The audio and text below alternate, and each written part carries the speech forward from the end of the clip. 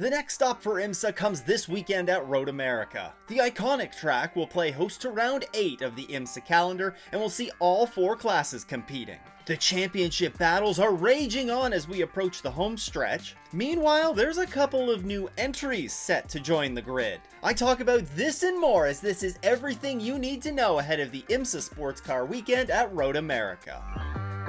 Now, Road America is frequently recognized as one of the best racetracks in America and is among the favorites of many fans and drivers. Now, Road America itself, otherwise known as America's Park of Speed, is a 4-mile or 6.5-kilometer long track that features 14 turns and 171 feet of elevation change.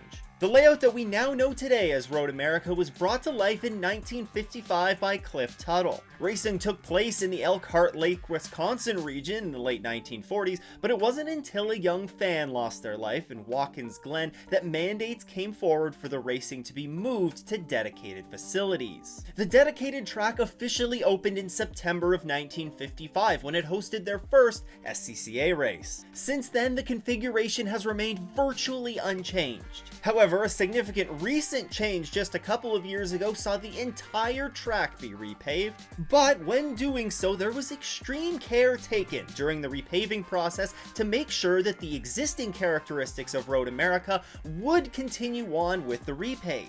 There were over 7,000 grading points measured over the circuit, and all of which are within a 1/10 of an inch to the previous track surface. So when it all boils down to it, it's still the same old Road America, but now with just a fresh layer of asphalt. The repave also significantly brought down lap times, especially considering all the grip that the track now has. And with many of the teams competing this weekend also having previously competed last year, I think we're going to see a lot of building on the data that they gathered last year, and those lap times are going to come down even more. Speaking of lap times, they range for the GTP classes in and around the 1 minute and 47 mark, all the way up to about the 2 minute and 2 second mark for the GTD classes. There are also some very good passing opportunities here, most notably at the end of the long straightaways. So make sure to keep an eye on turns 1, turn 5, and turn 12, aka Canada Corner, but then also keep an eye out for attempts into turn 6 and turn 8. Another tendency of this track is it tends to breed some full course yellows. The past 3 seasons, we've seen an average of just under 3 full course yellows per race, so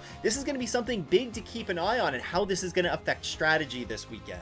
Something that shouldn't affect the running too much is the weather. We are due to see a bit of weather on Thursday, but that's just a practice day for some of the support series. Moving on to Friday, there's a slight chance of a shower, but as we move on to Saturday and Sunday, it looks like it is going to be a sunny weekend, with temperatures in the low to mid 80s Fahrenheit, which is the high 20s to low 30s Celsius. Just because weather is not going to be a storyline to follow this weekend doesn't mean that we don't have others to keep an eye on. And one storyline coming out of one of IMSA's support series that will be present, the Porsche Carrera Cup North America, is that Era Motorsports will be joining the grid to field 3 cars. There was big news out of the Porsche Carrera Cup North America a few weeks ago when MDK Motorsports announced that they would be withdrawing all of their entries from the series due to a sponsorship refusal. This left all of the drivers that were competing with MDK kind of uncertain as to what their next step was going to be. Recently, it has been confirmed, though, that 3 of the drivers that competed with MDK previously are going to be joining up with Era Motorsports as they will make their Porsche Carrera Cup North America debut. Dan Clark, who is currently 7th in the pro standings, Sabra Cook, who is 13th in the pro standings, and Kenton King, who is 24th in the pro standings, will all be on the grid this weekend with Era Motorsports. Now, Era is probably a team name that you should recognize. They currently compete in the LMP2 class of IMSA. They won the Rolex 24 and the Sebring 12 Hour earlier this year, and this is going to be their debut into the Porsche Carrera Cup. Team owner Kyle Tilley was excited at the challenge ahead of them, saying to Sportscar 365 that, "I look forward to bringing our WeatherTech Championship experience to the Porsche paddock, and we are already looking at how we can try and expand our presence in the series next year." Best of luck to Era Motorsports as they're making their Porsche Cup debut. Conquest Racing will be bringing an additional entry to the GTD Pro class this weekend. The entry will see Daniel Serra and Giacomo Alto behind the wheel of the number 35 Ferrari 296 GT3. Now you might recall that the team did previously compete in the GTD Pro class earlier this year for the round at Detroit, when of course the GTD class, which they normally participate in, wasn't present. Now this number 35 entry comes in addition to their GT entry, the number 34, and this will mark the first time that Conquest is running 2 entries on an Imsa weekend. Also with an additional car on the grid this weekend will be JDC Miller Motorsports. After initially planning to join the grid for the CTMP round as well, JDC Miller Motorsports will be joining the LMP2 class at Road America. This entry will come in addition to their GTP class effort, and we'll see Jerry Kraut and Scott Andrews competed in Orica. It's not currently known whether they will be contesting any of the remaining rounds of the season. Now, along with some of these new entries, there are also a number of driver changes to touch on. First, we're going to see Sandy Mitchell replace Kyle Marcelli in the number 45 Wayne Taylor Racing with Andretti GTD Lamborghini. Sandy, who is a Lamborghini factory driver, will be replacing Kyle Marcelli after Kyle developed thoracic outlet syndrome. The injury, which is affecting Kyle's right arm, is expected to be healed in time for the next round at VIR. However, arguably the bigger piece of driving news comes from AO Racing. There, Julian Andlauer will be stepping in to fill the void left by Seb Prio. Seb recently announced that he would be stepping back from his responsibilities at AO Racing in order to focus on his Multimatic factory role. And with that news, AO Racing got a pretty darn good replacement with Julian Andlauer coming in for Road America. With AO Racing leading the championship points in the GTD class, this is a significant development and is going to be worth keeping a close eye on this weekend. If you want to know more about this story as well as 4 other storylines that I'll be watching this weekend at Road America, then click the link on screen or in the description for a recent episode that I did on it. Otherwise, let's get into some BOP.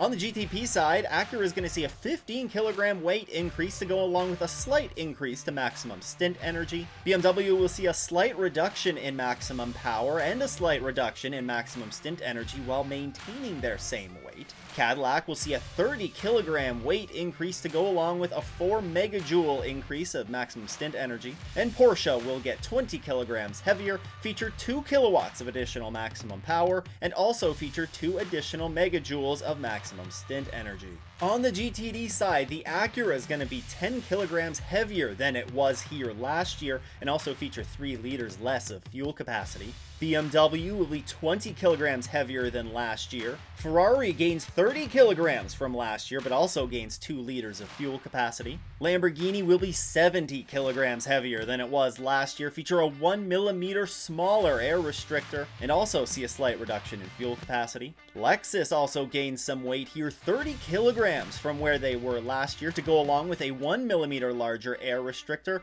and 2 less liters of fuel capacity. McLaren gains 45 kilograms from last year. Mercedes gains 20 kilograms to go along with a very slight reduction in fuel capacity. And Porsche will be 50 kilograms heavier than they were last year and also feature 2 less liters of fuel capacity. Also worth noting here, Corvette has gained 20 kilograms of weight from where they were at CTMP last round. This year, we're going to see 47 entries spread across the 4 classes. And while that is a slight decrease of 3 from last year, you gotta consider as well that we lost the LMP3 class completely. We will see 10 entries in the GTP class, which is the same as last year. We'll see 12 LMP2s, which is an increase of 5. We also have a 5 entry increase in the GTD Pro class, up to 10 entries, and 15 GTD class cars, which is a decrease of 1. 80 laps were turned by the victorious Porsche Penske Motorsports number 7 of Matt Campbell and Felipe Nasr in 2023. The other 2023 winners included in LMP2 the number 52 PR1 Matheson Motorsport entry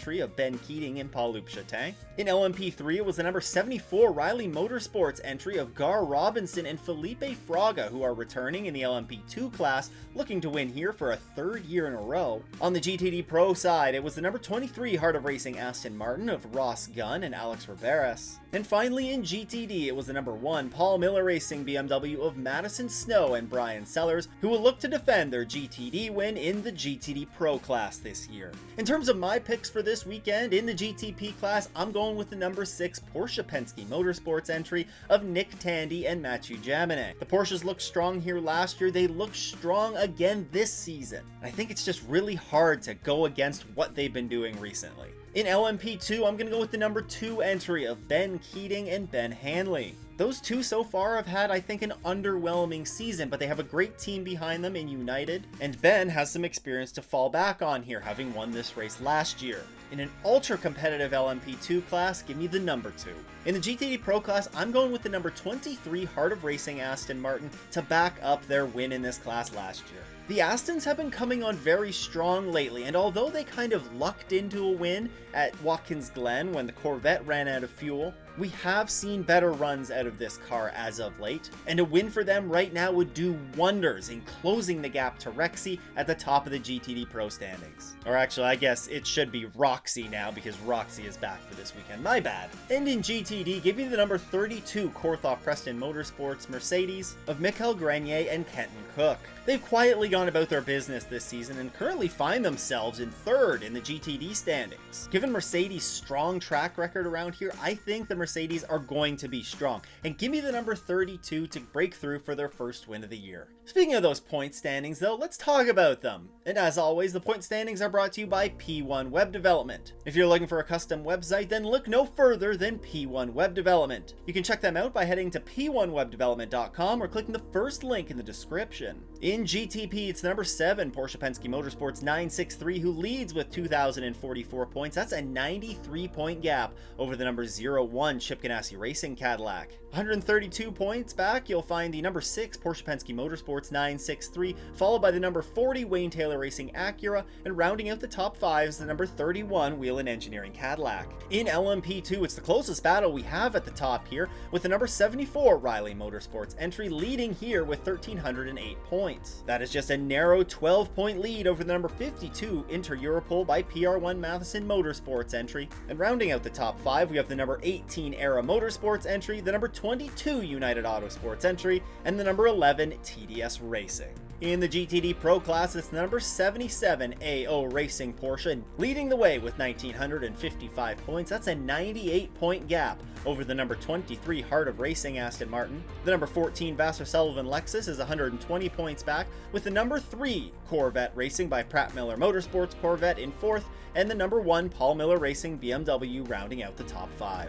Then in GTD, it's the number 57 Windward Racing Mercedes running away with it as they have 2,090 points. That's 340 points ahead of the number 96 Turner Motorsports BMW. The number 32 Korthoff Preston Motorsports Mercedes sits in 3rd. The number 34 Conquest Racing Ferrari is 4th, and rounding out the top 5 is the number 12 Vassar Sullivan Lexus. There is going to be a ton of great IMSA racing going on this weekend, with a bunch of support series action also present at Road America. The racing gets kicked off on Saturday morning at 9:45 a.m. Eastern Time with Race 1 for the Mustang Challenge. You can catch that on IMSA TV and Peacock. That's followed up at 12:40 p.m. Eastern Time for Race 1 of the Porsche Carrera Cup North America, also available on IMSA TV and Peacock. At 2:40, it's going to be the Road America 120 for the Michelin Pilot Challenge. You can watch that 2-hour race on IMSA TV and Peacock. And rounding out the day at 5:15 p.m. Eastern Time will be WeatherTech Championship qualifying, available on IMSA TV and Peacock. Flip the calendar over to Sunday and things will get underway with Race 2 of the Mustang Challenge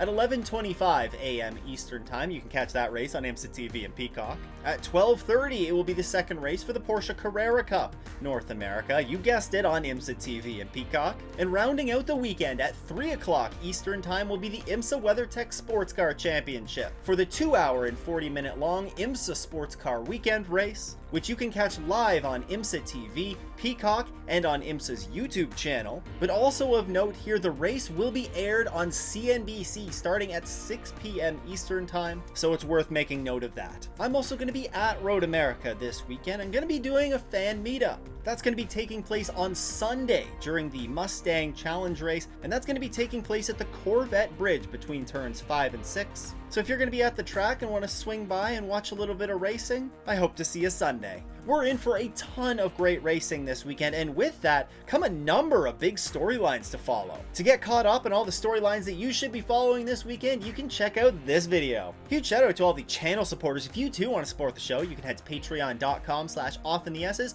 or click that join button below. That's going to wrap this one up though. I hope everyone has a great race weekend and doesn't go off in the S's.